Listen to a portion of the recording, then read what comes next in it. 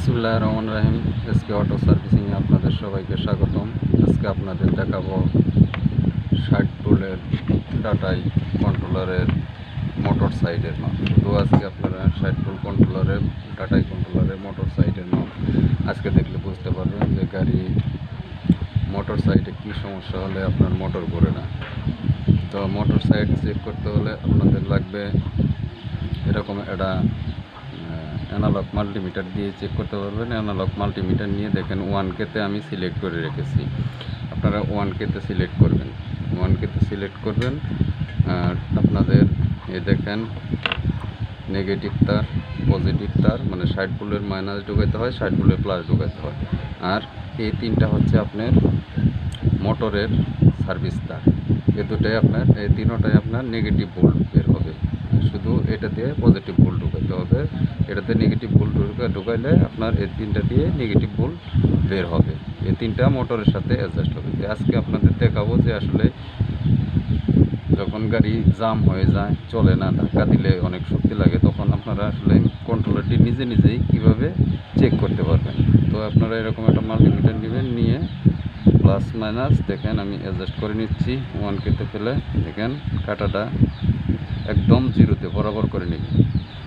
তো এবার আপনারা এই যে লালটা পয়েন্ট দেখছেন, লাল পয়েন্টটা এই লাল তারের সাথে, কন্ট্রোলারের লালের সাথে ধরবেন, লালের সাথে সুন্দরভাবে এইভাবে ধরবেন।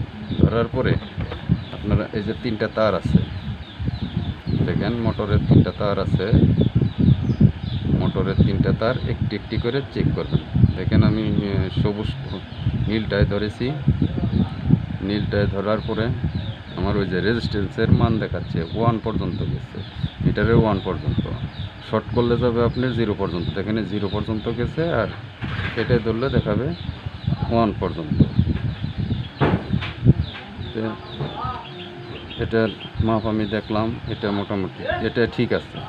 এখন দেখবো আমি হলুদটা, দেখেন হলুদটা দেখলাম, হলুদটার মানও 1 পর্যন্ত গেছে, রেজিস্ট্যান্স দেখাচ্ছে, তার মানে এই লাইনটাও আমার ঠিক আছে।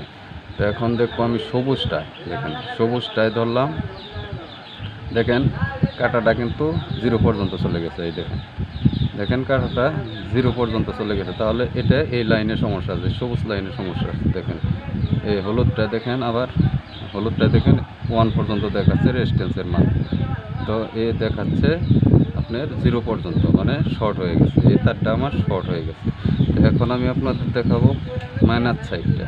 মাইনাস সাইড থেকে মাইনাসে দেখেন কালোটা ধরবেন, টার্মিনালে কালোটা ধরবেন, ধরে তারপর আবার ঠিক একইভাবে এই লালটা দেখেন, লালটা এই যে নীলটায় ধরেছি, দেখেন রেজিস্ট্যান্স দেখাচ্ছে, মানে 1 পর্যন্ত গেছে, লাস্ট 1 পর্যন্ত গেছে, তাহলে এ তারটা আমার ঠিক আছে। এখন আমি দেখাবো হলুদটা, দেখেন হলুদটাও আমার ঠিক সেম একই জায়গায়, দেখেন একই জায়গায় কাটা দাঁড়াইছে, 1 পর্যন্তই গেছে। তো আমার তাহলে বুঝতে হবে হলুদ তারটাও ঠিক আছে। তো এবার আমি দেখব সবুজটা, সবুজটায় দেখেন সবুজটায় ধরেছি, সবুজটা 1 থেকে মোটামুটি 1-এ যে খাড়া হচ্ছে, তাহলে সবুজটাও ঠিক আছে, মাইনাস সাইডটা ঠিক আছে। তো প্লাস সাইড থেকে নিয়ে দেখেন, প্লাস সাইড থেকে নিয়ে এটা শর্ট দেখাচ্ছে, তো এটা শর্ট দেখাচ্ছে, তাহলে আমার বুঝতে হবে কি কন্ট্রোলারটা প্লাস সাইডে এ তারটা কোনো একটা মসফেট শর্ট হয়ে গেছে। তো ওই মসফেটটা আমি খুলে তারপর চেক করে চেঞ্জ করে আর একটি কন্ট্রোলার থেকে আমি যদি মসফেটটা লাগিয়ে দেই, তাহলে আমার এই কন্ট্রোলারটা ইনশাল্লাহ চালু হয়ে যাবে।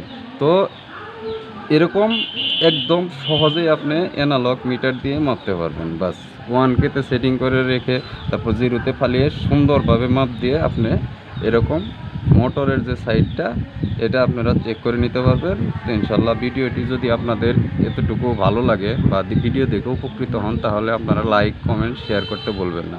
আর কী ধরনের ভিডিও চান তা কমেন্টে আমাকে জানাবেন, ইনশাল্লাহ আমি দেওয়ার চেষ্টা করব। ইনশাল্লাহ এর পরবর্তীতে কোনো একদিন আমি আপনাদেরকে পাওয়ার সেকশন নিয়ে আরেকটি ভিডিও করে দেখাবো, যে পাওয়ার সেকশন চেক করার জন্য আপনারা কি করতে পারবেন বা কিভাবে সহজেই আপনারা পাওয়ার সেকশনটা চেক করে বুঝতে পারবেন যে আসলে আমার কন্ট্রোলারটা পাওয়ার সেকশন ঠিক আছে কি না।